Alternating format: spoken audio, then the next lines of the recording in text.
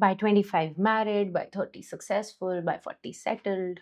Sounds like a plan, isn't it? But who made this plan? And why is there so much pressure to follow it? Although I'm not someone who can mention about this pressure because I also got married early, I consider myself successful and settled as well. But I started experiencing pressure once my son turned 3 years old. And I'm experiencing the pressure even now. As soon as you're married, having a child in 2 years and then having another one in 3 or 4 years, etc. Life is not a checklist. When we do things by way of checklist, we don't really get to experience us. When we do things by way of checklist, we don't really get time to know what is it that we want. What is it that we love doing? What is it that will give us happiness? And I'm so glad that a lot of people in our generation are not following this checklist, but some or the other checklist out of pressure. Not just following the checklist, but also the stress and the shame of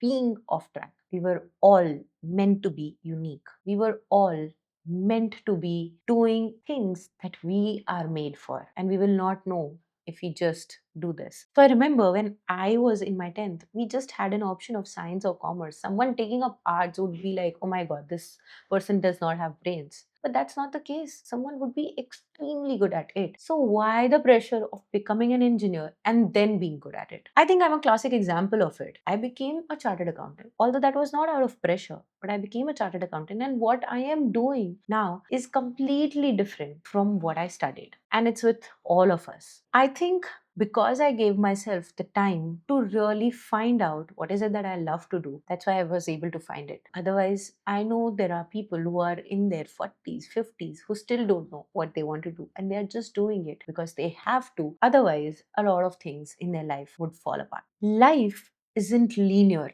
it's seasonal. Life is meant to understand us, meant to grow our awareness, meant to accept us first before we accept anyone else. So, I'm not saying that you drastically change your life immediately, but can you find out one thing that you're doing as part of checklist and then choose to do what your heart says?